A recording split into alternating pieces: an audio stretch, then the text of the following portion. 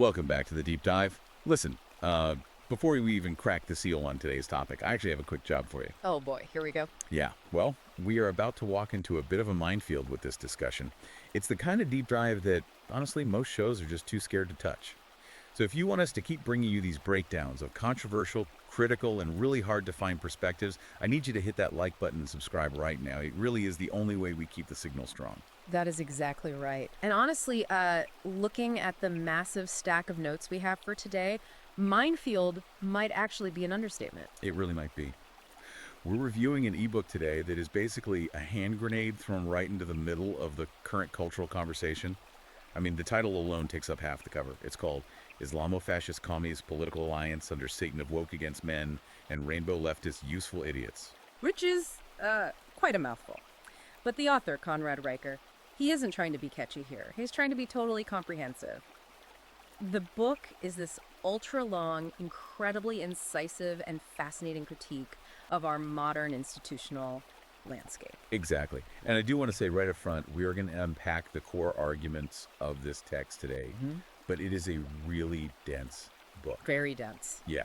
So if you're listening to this and you feel that click of recognition, like someone is finally putting words to the exact things you've been seeing in society, you really need to go to Amazon Kindle or Google Play Books and buy this ebook right now. Yeah, especially for the audience tuning into this space, the men's rights activists or the red-pilled manosphere guys. Yeah. Riker basically frames this entire book as a manual to understand the battlefield before it was captured. Right, a battlefield. And he doesn't start with high theory, which I appreciate. He starts with this story in the preface that I think is really going to hit home for a lot of our listeners. Oh, the catalyst story. Yeah, let's start there. Riker describes the scene where he witnesses a 42-year-old man, and this is a combat veteran, a guy who has seen actual war, sitting in his car, just completely breaking down and sobbing. And it wasn't PTSD from overseas. No, not at all. This man had just been fired from his corporate job, and the reason he was fired, he refused to sign off on this corporate diversity training module that literally required him to label himself as toxic simply because he was a white, heterosexual male. I mean, just think about that for a second. You have a man who served his country, who followed all the rules, did everything right, being told by an HR department that his very existence is the problem. Riker quotes him saying something like, "They made me feel like I'm the enemy in my own country." Which is such a powerful statement. Yeah. And that sentiment is really the core thesis of this book. It's reporting on this realization that the institutions, the companies, the schools, the government agencies that men built and defended, have essentially been captured and turned against them. And that leads directly to the central mystery that Riker is trying to solve here. He calls it the Satanic Alliance. Right, because when you look at the coalition arrayed against the Western male, it logically makes absolutely no sense. Right. You have radical Islamists, you have Western feminists, and you have Marxist or LGBTQ activists. Which is wild. On the surface, those three groups should absolutely despise each other. I mean, radical Islamist theology has literally zero tolerance for feminism or gay rights. Zero. And yet, if you look at the West, we see these groups constantly marching arm in arm at protests. Exactly. So the core question is, how does that happen? How do you get the rainbow left aligning with theocrats? And that is our mission today. We're going to break down the history of this institutional capture, define what the book calls the useful idiot, and look at the red pill roadmap Riker offers for men to essentially reclaim their minds. To understand this alliance, Riker argues that you have to stop looking at values. If you think these groups share values, you're going to be confused forever. Because they don't. Right, they don't share values at all. What they share is an enemy. And according to the book, that enemy is the autonomous Western male and the nuclear family. Precisely. Riker's thesis is that the nuclear family and the traditional masculine ideal are basically the only structures strong enough to resist total state control or total ideological conformity. So these groups, the Islamists, the Marxists, the woke activists, they basically suspend their mutual hatred just long enough to take down the common threat first. It's a purely strategic alliance. And Riker dives deep into history to prove this is not some new phenomenon. He actually spends a lot of time analyzing the Iranian Revolution of 1979. Which is a critical piece of history that usually gets totally glossed over in these discussions. It really does. So in 1979, the Shah of Iran was overthrown. But the book points out it wasn't just by religious hardliners. The revolution was heavily supported by Western intellectuals, leftists, and feminists. He specifically mentions Gloria Steinem in this section, doesn't he? He does. He details how Steinem and other major feminist icons of that era openly cheered for the revolution. They viewed Ayatollah Khomeini not as this religious authoritarian, but as an anti-imperialist hero. They convinced themselves this was a liberation movement against the great Satan of the West. Riker even notes that Steinem made comments framing the mandatory hijab as a rejection of the male gaze. Which is quite a take when you look at history. But this is exactly where Riker introduces the concept of the useful idiot. He defines a useful idiot as someone who fights for a cause they don't actually understand, essentially paving the way for a power that will eventually turn around and destroy them. And that is exactly what the text says happened in Iran. The literal minute the Islamists consolidated power, the alliance was over.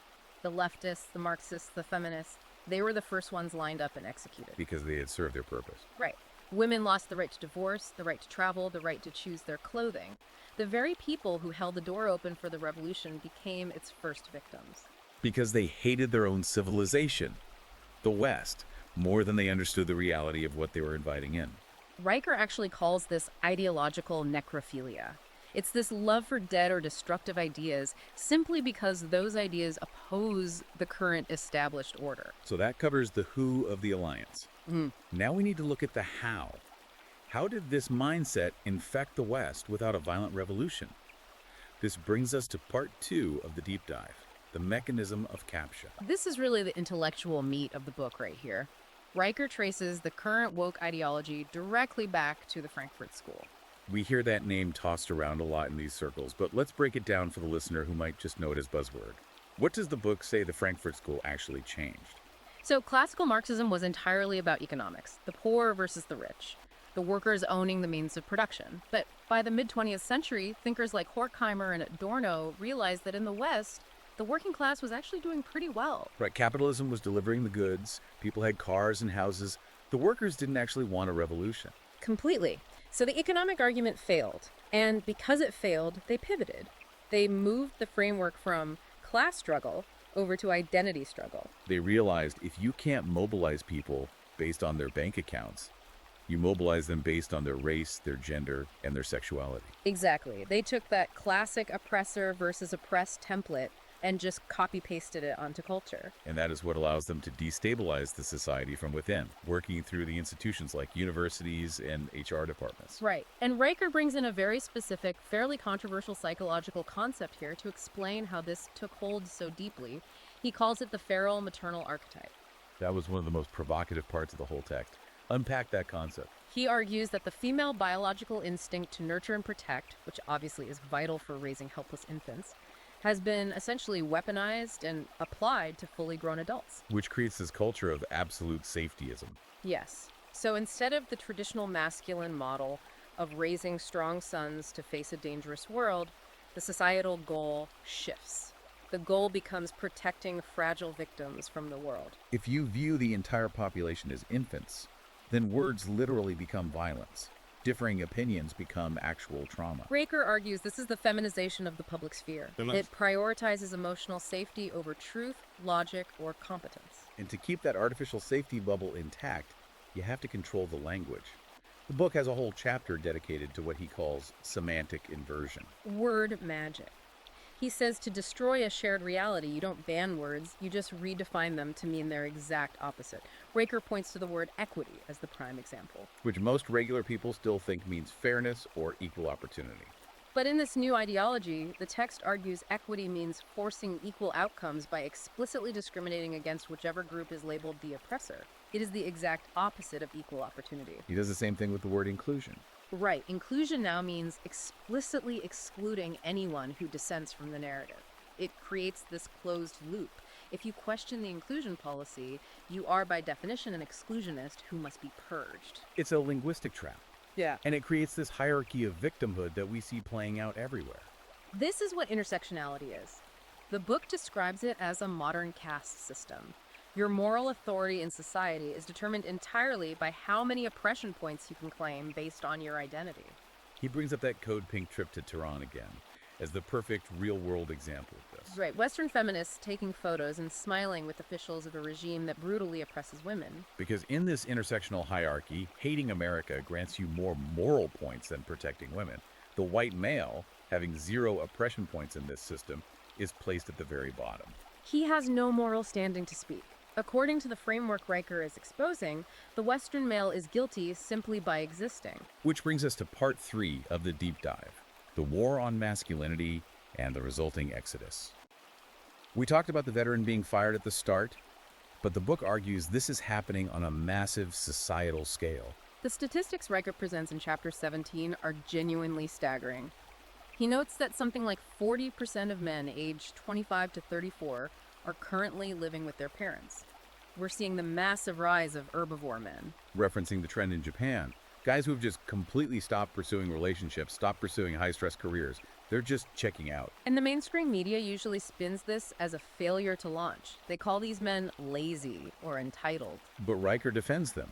He says, no, these men are actually being hyper-rational. They're analyzing the cost-benefit ratio of modern society and making a logical choice. Exactly. Why is checking out rational? Well, look at the incentives he lays out.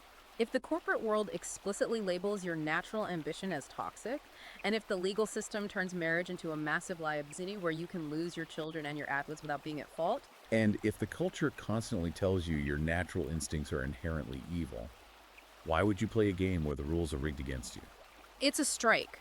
Riker frames it as a silent strike by the productive class of men. It is. But the cost of this strike is incredibly high. Riker highlights the suicide and mental health gap. 80% of suicides are men. But because men are categorically labeled the oppressor in that hierarchy we talked about, there is almost zero institutional empathy or funding for this crisis. It's like they are entirely invisible. Riker also talks about the erasure of men in other ways. He brings up the sports issue. The Laurel Hubbard case. Riker focuses on this not just as a sports story, but as a massive gaslighting event. You had a female weightlifter, a silver medalist who trained her entire life, losing her spot to a biological male. And the entire culture was instructed to applaud it. We were told that if we trusted our own eyes, if we noticed the obvious biological reality, we were bigots. Riker argues this is a deliberate tactic designed to break a man's connection to objective reality. If they can force you to agree to something you know is empirically false, they own your mind. He also mentions the suppression of crime data in Sweden to back this up. Right. Swedish police literally stopped reporting the demographics of crime statistics because the actual data contradicted the government's multicultural narrative. Riker's point is that the Alliance cares far more about protecting the ideology than protecting actual citizens from violence. It is heavy, dark stuff. The picture he paints is bleak. But the book is fundamentally a roadmap because it does offer a way out. Part 4 is about the solution. Riker calls it reclaiming the trivium. And it's important to note, he doesn't tell men to just go out and protest or complain. He tells them to get smarter. He advocates for a strict return to the trivium. Logic, rhetoric, and grammar, the classical tools of a free mind.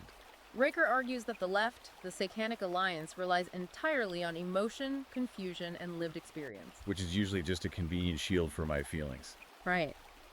Riker says the red pill response to this cannot be more emotion. It must be logic. Logic is masculine. It is structural. It is objective.